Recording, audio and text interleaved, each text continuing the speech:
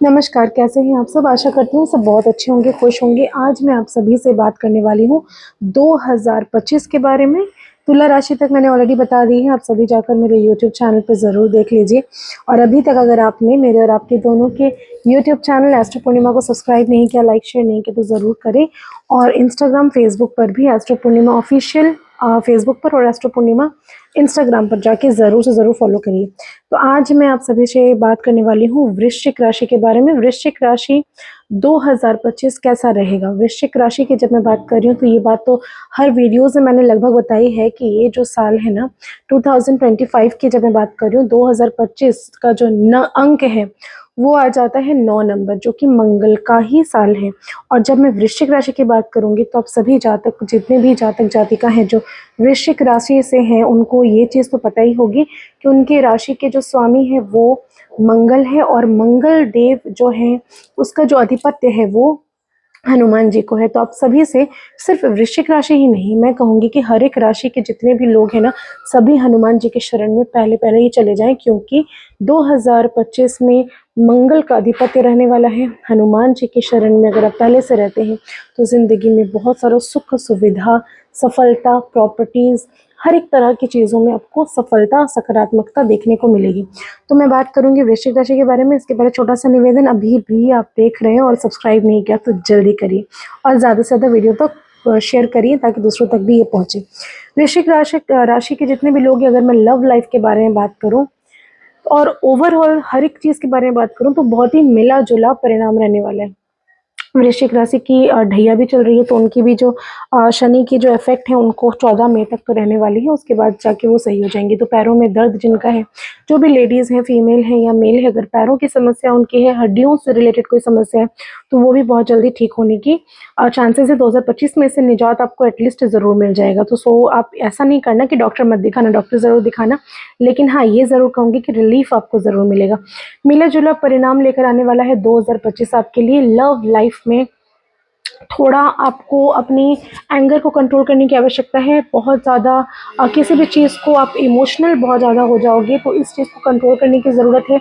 दूसरी चीज़ ये है कि साल की शुरुआत में 19 मार्च तक शनि की ढैया का प्रभाव आपके रिलेशनशिप्स में तनाव ला सकता है, चाहे आपके फैमिली रिलेशनशिप्स हो, पारिवारिक रिलेशनशिप हो, या अगर आप किसी लव रिलेशनशिप में हैं वहाँ पर हो, या आप अपनी मैरिड लाइफ में हो, कहीं ना कहीं अफेक्टेड आप हो सकते हो। संबंधों में स्थिरता थोड़ी कम रहेगी। 2025 में अगर देखा जाए तो वित्तीय मामले में, यानी कि प्रॉपर्टी रिलेटेड किसी भी तरह की समस्याओं का सामना अगर आप इतने दिनों से कर रहे थे, किसी प्रॉपर्टी को खरीदना था नहीं खरीद पा रहे थे, या खरीदा हुआ है बेचना था नहीं बेच पा रहे थे, या फिर अपने फ्लैट के लिए लोन के लिए अप्लाई किया होगा वो नहीं हो पा रहा था, कुछ भी हो सकता है। इन सारी चीज़ों से निजात आपको मिलने वाला है 2025 में। और प्रॉपर्टी रिलेटेड हर तरह का काम आपका लाइफ में आगे की तरफ बढ़ता हुआ आपको नजर आएगा। रिलेशनशिप्स में भी धीरे धीरे करके मार्च के बाद सुधार आना शुरू होगा, जो कि मई तक आप एटलीस्ट इतना ज़रूर है कि सपोर्ट आपको रिलेशनशिप्स में दिखना शुरू होगा, मिलना शुरू हो जाएगा।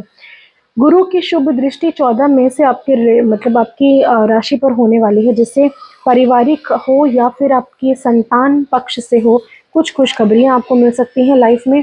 और आपको अपनी संतान की खुशी से बहुत ज़्यादा आनंदित आपका माहौल रहेगा। प्रॉपर्टीज़ बिक जाएंगे, प्रॉपर्टीज़ जो आप बेचना चाहते हो, जो आप खरीदना चाहते हो, आप खरीद पाओगे। लाइफ में बहुत सारी खुशहाली का एक एटमॉस्फेयर तैयार हो रहा है, अच्छे अच्छे समाचार आपको मिलेंगे। आपको विशेष ध्यान सिर्फ एक ही चीज़ में रखना है, आपकी हेल्थ। ब्लड रिलेटेड किसी तरह की प्रॉब्लम हो सकती है, या फिर आप कह सकते हैं कि बीपी का प्रॉब्लम, कोलेस्ट्रॉल की प्रॉब्लम, या किसी तरह से आप देखेंगे कि कोई भी समस्या, सिस्ट लड़कियों के क्षेत्र में, इन तरह की सारी की समस्या थोड़ी बहुत हो सकती है। तो उसके उपाय क्या हैं मैं ज़रूर शेयर करूँगी। कौन कौन से ऐसे खास उपाय हैं जो आपको 2025 में अपना लेने चाहिए, ताकि आपकी लाइफ में किसी भी प्रकार का कोई स्ट्रगल ना आए, कोई ऑब्स्टिकल्स या कोई बाधा ना आए। दो चीज़ों का आपको ध्यान रखना बहुत ज़्यादा ज़रूरी है। पहली चीज़ तो ये कि सूर्य को जल देना शुरू कर दीजिए। सूर्य जो है वो आपकी ज़िंदगी में प्रमोशन, इंक्रीमेंट, आपका मान सम्मान, यश, प्रतिष्ठा सब कुछ बढ़ाएगा, साथ में सेहत आपकी अच्छी करेगा। लेकिन सूर्य को जल देने का जो तरीका होता है ना, थोड़ा डिफरेंट होता है। तो चलिए मैं बता देती हूँ कैसे जल देते हैं सूर्य को। ये आम एक ऐसा टॉपिक है जिसके ऊपर मैं एक रील भी ज़रूर बनाऊँगी। सूर्य को जब भी जल दे तो तांबे के लोटे में देना चाहिए, सुबह 7 बजे के पहले देना चाहिए। बेस्ट टाइम तो वो है जब आप गूगल करके सर्च करोगे कि सनराइज़ का टाइमिंग क्या है, वो सबसे बेस्ट होता है। लेकिन इसके बावजूद भी कई सारे लोग लेट नाइट सोते हैं, तो सुबह उठने में थोड़ी दिक्कत होती है, तो 7 बजे के पहले ज़रूर आपको नहा धोकर सूर्य को जल देना चाहिए। तांबे का लोटा होना चाहिए, उसमें थोड़ी-सी गंगा जल, नहीं है तो आप नॉर्मल वाटर भर सकते हैं, नॉर्मल कोई भी जल भर लीजिए। उसमें थोड़ा-सा आपको बताशा या मिश्री डाल देना है, थोड़ा-सा लाल कुमकुम डाल देना है और एक लाल रंग का फूल उसके अंदर डालिए, चाहे वो गुड़हल का हो, चाहे वो गुलाब का हो या कोई भी लाल फूल हो। और देने का जो नियम होता है ना कि आपको अपनी दोनों हाथों, ये जो दो आपके दोनों हाथ है सर के ऊपर होना चाहिए और इस प्रकार से आपको सूर्य को जल देना है। ओम सूर्याय नमः, ओम आदित्याय नमः कहकर आप जल दीजिए।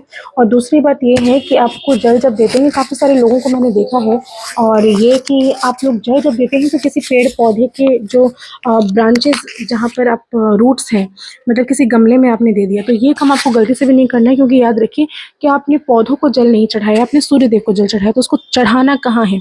एक अलग से कोई भगोना ले लीजिए, कोई बाल्टी ले लीजिए, कुछ भी आप रख लीजिए, गमला अलग से एक ले लीजिए, जिसमें आप ओम सूर्याय नमः कहकर जल को डालेंगे। डालने के बाद उस जल को आप चाहे तो किसी भी वृक्ष में, किसी भी पौधे में डाल सकते हैं। तो इससे क्या होगा कि सूर्य को सही तरीके से जल इस प्रकार से आप दे सकते हैं। और हाँ, याद रखिए कि सूर्य को जल देते वक्त जल को नीचे भी नहीं गिराना चाहिए, ज़मीन पर भी नहीं पड़ना चाहिए, क्योंकि कभी-कभी ऐसा होता है कि आपने डाल तो दिया, किसी के पैर लग गए, तो ये गलत हो जाता है, इफ़ेक्ट्स आपको नहीं मिलेगा। फिर आप कहेंगे कि मैडम मैंने तो सूर्य को जल लास्ट 6 मंथ से डाल रही हूँ, लेकिन मुझे कुछ समझ नहीं आ रहा। लेकिन मैं आपको बताती हूँ, 21 डेज़ करके देखिए, बहुत सारी चीज़ें अपने आप सॉल्व हो जाएँगी।